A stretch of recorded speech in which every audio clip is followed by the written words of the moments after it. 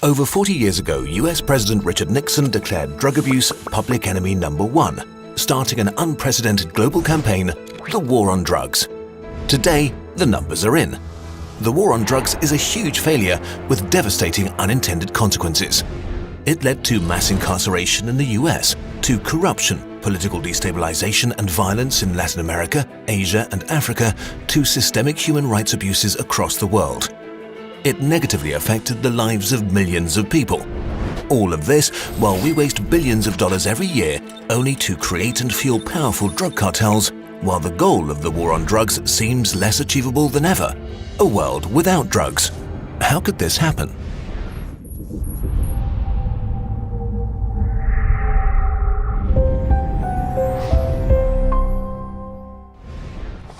The core strategy of the war on drugs is no drugs, no problems. So almost all of the efforts in the last few decades have been focused on eradicating the supply of drugs and incarcerating drug traffickers. But this ignores the most fundamental of market forces, supply and demand. If you reduce the supply of anything without reducing the demand first, its price goes up. This might lower sales for many products, but not for drugs. The drugs market is not price sensitive. Drugs will be consumed no matter what they cost. So the effect is to encourage production of more drugs and recruitment of more traffickers, which increases availability. This is also known as the balloon effect. Even if drug production or a major supply route is destroyed, the supply for the end user is not reduced. A perfect example of this is crystal meth. The US government tried to stop its production by strictly regulating the sale of chemicals used to manufacture the drug. This forced big meth producers out of business, but the unintended consequences were that thousands of small-scale operations started all over the country, mostly in small towns and rural communities, using chemicals that weren't regulated. In response to this, some US states wanted to reduce the supply of homegrown meth by regulating even more chemicals, which reduced small-scale meth production drastically. But the supply of meth still stayed the same. Mexican drug cartels immediately took over and opened big production operations. Their meth was even better than it was before, and they had loads of experience in smuggling. So all these efforts made meth production more professional, the drug more potent, while supply wasn't reduced at all. You can't win this war on the supply side. Not only are drugs widely available, demand unbroken, and some drugs purer than in the past, with a budget of around $30 billion, the US Drug Enforcement Agency has an efficiency rate of less than 1% when it comes to stopping the flow of drugs into the US and inside the US. For many minors around the world, it's as easy to get illegal drugs as alcohol. But it doesn't stop here. Prohibition may prevent a certain amount of people from taking drugs, but in the process, it causes huge damage to society as a whole. Many of the problems we associate with drug use are actually caused by the war against them. For example, prohibition makes drugs stronger. The more potent drugs you can store in as little space as possible, the more profit you'll make. It was the same during alcohol prohibition, which led to an increased consumption of strong liquor over beer. The prohibition of drugs also led to more violence and murders around the world. Gangs and cartels have no access to the legal system to settle disputes, so they use violence. This led to an ever-increasing spiral of brutality. According to some estimates, the homicide rate in the US is 25 to 75% higher because of the war on drugs.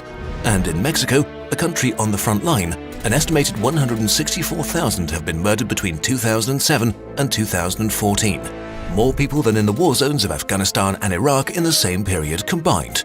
But where the war on drugs might do the most damage to society is the incarceration of non-violent drug offenders.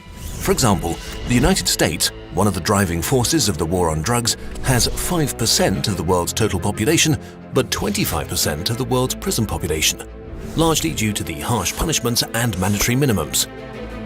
Minorities suffer because of this especially. African Americans make up 40% of all US prison inmates. And while white kids are more likely to abuse drugs, black kids are 10 times more likely to get arrested for drug offenses. Okay, but is there actually something different we could do? Is there a way out of this mess? In the 1980s, Switzerland experienced a public health crisis related to heroin use. HIV rates skyrocketed and street crime became a problem. Swiss authorities tried a new strategy: harm reduction. They opened free heroin maintenance centers where addicts would be treated and stabilized. Here, people would be given free heroin of high quality, they would get clean needles and have access to safe injection rooms, showers, beds and medical supervision. Social workers helped them find housing and deal with other problems in their lives. The results were a sharp drop in drug-related crime, and 2/3 of the people in the centres got regular jobs because now they could focus on getting better instead of financing their addiction. Today, over 70% of all heroin addicts in Switzerland receive treatment. HIV infections have dropped drastically. Deaths from heroin overdoses have dropped by 50%. And drug-related street sex work and crime has been reduced enormously. So there are methods that are not only way cheaper, but also actually work instead of creating more problems.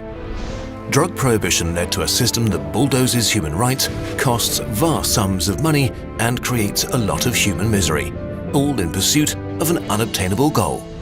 After 40 years of fighting, it's time to finally end the war on drugs and move on to something better. This video was supported by the Open Society Foundations and by viewer donations on Patreon. If you want to learn more about how you can influence drug policy, check out the Stop the Harm campaign. We finally have some merchandise. If you want your own Kurzgesagt poster, t-shirt, mug or stickers of little monsters, you can get them now at the DFTBA store.